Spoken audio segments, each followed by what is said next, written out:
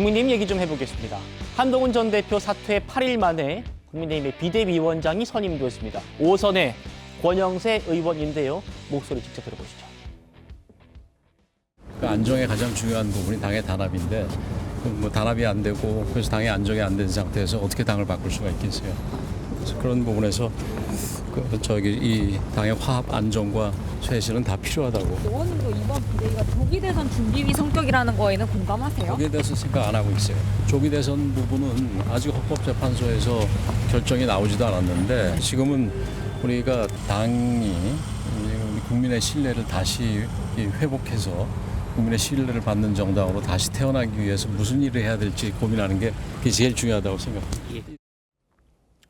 자, 권영세 신임 비대위원장의 이력 좀 소개해드리겠습니다. 범친윤으로 분류는 됩니다만 개파색은 였다는 평가가 나옵니다. 아시는 것처럼 이번 정부 초대 통일부 장관을 지냈고 대통령의 선배로서 이런저런 조언을 아끼지 않았던 인물로 평가받습니다. 고 대변인님. 네. 근데 저희 보도도 있었습니다만 초선 김재섭 의원이라든지 윤희숙 전 의원이라든지 이런 카드가 좀 부상을 했었는데 다시 중진이 됐습니다. 배경은 어떤 건가요? 네, 그런 부분들이 좀 무산된 것은 저는 개인적으로 좀 아쉽다고 생각합니다. 그렇지만 결과를 놓고 보면 저는 일장일단이 있다고 생각하고 국민들께 그런 참신한 개혁적인 인물이 비춰지는 그런 장점도 있지만 지금 같은 매우 어려운 상황에 그리고 서로의 감정의 골이 매우 깊게 파여 있는 이런 상황에서 좀 덕망이 있고 신망이 있는 그런 그 중진이 그런 것들을 좀 치유하고 보듬으면서 새롭게 나아갈 수 있는 그런 그 토대를 쌓아 나가는 그런 역할도 저는 굉장히 중요하다고 생각하는데 그런 관점으로 본다면 권영세 비대위원장은 당내에서는 꽤나 인정을 받는 인물이라고 저는 생각을 합니다. 지금 같은 난세에 갑자기 우리 모두를 구원해줄 슈퍼스타, 슈퍼맨이 갑자기 나타날 수가 있겠습니까? 결국 이제 차선을 찾아 나가는 것인데 저는 권영세 위원장은 차선치고는 꽤나 좋은 차선이라고 생각하고요. 예. 우리가 친윤으로 권영세 위원장을 분류했었던 적이 있었던가요? 우리가 친윤했을 때 생각나는 몇 분 중진들이 있지 않습니까? 물론 권영세 위원장이 장관을 했었다는 것이고 캠프에서 대선 캠프 때 선대 본부장을 했지만 친윤 그룹에서 핵심 그룹에서 그렇게 볼 수 있는 그렇게 분류하는 것은 좀 야박하다. 저는 그런 말씀을 드리고 싶고 지금 상태에서 그래도 각 계파들의 그래도 인정을 받으면서 잘 끌어나갈 그런 분이다 생각하고 여담이지만 방송 들어오기 전에 여기 계신 그 야당 패널 두 분들도 그분 괜찮은 것 같은데 그렇게 말씀하시는 것을 그랬나요? 네, 들었습니다. 네. 강 부대변인 그렇습니까?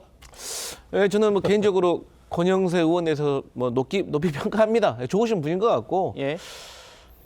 인품도 훌륭하신 것 같고, 지금 국민의힘에게 필요한 비대위원장은 제가 삼자적인 입장에서 좀 말씀드리기는 곤란하지만 그럼에도 불구하고 말씀드리면 지금 계파 갈등이 심하잖아요. 그러니까 좀 온화하신 분이 좀 이렇게 와서 다독이고 좀 혁신을 이끌어내는 게 좋은 것 같은데 근데 너무 좀 온화하신 건 아닌가, 인격적으로 너무 훌륭하신 것 같은데 그래서 조금 그런 걱정은 있지만 어쨌든 나쁜 선택은 아닌 것 같습니다. 너무 온화하신 것 아닌가. 그래서 아마 이 얘기도 나오는 것 같습니다. 신임 비대위원장이 안으로는 통합을 하고 밖으로는 야당의 공세에 맞설 그런 해법을 내놔야 하는 숙제도 안고 있지요. 오늘 법사위에 있었던 이런 일들입니다. 보시죠. 지난번 전체 회의에서 현안 질문을 하는 과정에서 김영면 의원이 여기 앞에 있는 국민의힘 의원들을 상대로 모욕적인 발언을 했습니다. 지금 여당 의원 중에 상당수 의원들은 공범으로 이 내란을 공모했어요. 이 공범들이 어디서 함부로?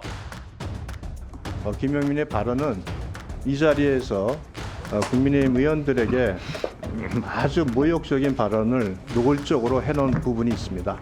김영민이 그 발언에 대해서는 사과하는 것이 마땅하다고 생각을 합니다.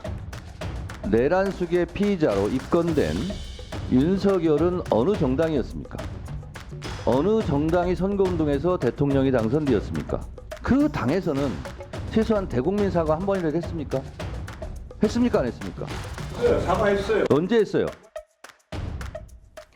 자, 이 공범들이 함부로 어디서 이런 얘기를 했던 김영민 의원을 국민의힘이 윤리위에 제소한 상태입니다.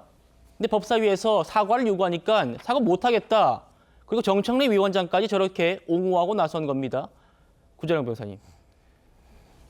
권영세 비대위원장이 온화한 분이어서 저런 김용민 의원의 얘기에도 대응을 쉽게 하지 못하는 것 아닌가 이런 우려도 당내에서 있나 봅니다. 어떠세요?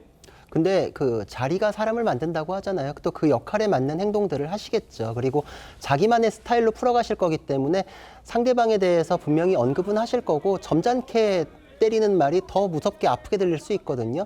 김용민 의원의 말이 더 막말로 보이게끔 점잖게 그렇게 대응을 하실 거다 이렇게 생각이 들고 저 김용민 의원에 대해서도 사과를 거부한 것까지 아주 진짜 알차게 실망스러운 모습을 보이고 계시는데 법적으로 공범으로 엮을 만한 사실관계가 뭐가 있나요? 그냥 상대방 의원들에 대한 모욕적인 발언을 했음에도 불구하고 그걸 인정할 수 있는 인품조차도 없음을 보여주고 있는 것인데 그렇게 따지면 정청래 의원 말대로 누구 당에서 후보로 냈습니까? 그러면 이재명 대표는 지금 심지어 1심에서 유죄 판결도 났어요. 윤석열 대통령은 지금 이제 수사 시작 단계고 하지만 국민의힘에서는 수사 시작 단계에서도 자신들이 판단해서 소신껏 잘못은 잘못이다라고 하면서 인정하지 않습니까? 민주당에서 그거 인정하고 그런 후보 냈던 거에 대해서 이재명 대표 후보로 내고 선거운동에서 죄송합니다. 사과하던가요? 똘똘 뭉쳐가지고 궤변 늘어놓잖아요.